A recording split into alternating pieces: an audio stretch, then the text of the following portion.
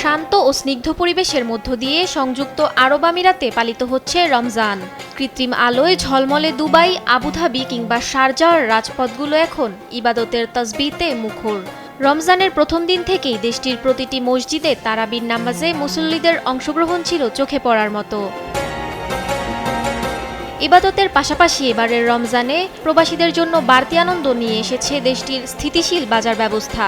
সাধারণত রমজান এলে দেশে যেখানে নিত্যপণ্যের দাম বাড়ার প্রবণতা থাকে, সেখানে আমিরাতে দেখা গেছে উল্টো চিত্র। খেজুর, ছোলা, ডাল, তেল ও হালাল মাংস সহ প্রতিটি প্রয়োজনীয় পণ্যে চলছে বিপুল মূল্য ছাড়ের হিড়িক। সুপারমার্কেট থেকে শুরু করে খুচরা বিক্রেতারা রমজান জুড়ে ৬০ থেকে ৭০% পর্যন্ত বিশেষ মূল্য ছাড় ঘোষণা করেছেন, যা পুরো মাস জুড়েই বহাল থাকবে। পুরো প্রোডাক্ট যত কিছু রামাদানের লাগে, এটা প্রথম কথা তো অ্যাভেলেবিলিটি আমরা ইনশিওর করেছি যে পুরো রামাদানের সময় কোনো সময় আমাদের কাছে কোনো প্রোডাক্টের স্টকের কমই থাকবে না। তো কাস্টমার এক জায়গায় আসবে, কেন আমরাও বুঝি যে সেই সময়টাতে তারা চায় এক জায়গায় গিয়ে সমস্ত কিছু যাতে পায়। তো সমস্ত প্রোডাক্টগুলো আমরা একসাথে রেখেছি। এমন বিশাল ছাড়ে স্বস্তিতে প্রবাসীরা। তারা বলছেন, বিদেশের মাটিতেও সরকারের বাজার নিয়ন্ত্রণ এবং ব্যবসায়ীদের এই সহমর্মিতা তাদের অর্থনৈতিক চাপ কমিয়ে দিয়েছে।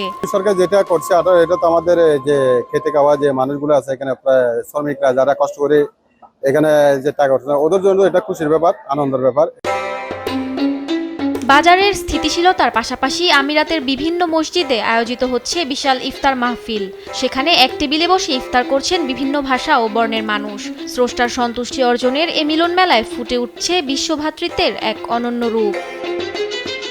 সব মিলিয়ে বিশেষ মূল্য ছাড়, সুশৃঙ্খল পরিবেশ আর মানবিক সহযোগিতার মধ্য দিয়ে আরব আমিরাত প্রবাসীদের জন্য এবারের রমজান হয়ে উঠেছে আরও অর্থবহ ও প্রশান্তিময়। নিউজ ডেস্ক, দেশ টিভি।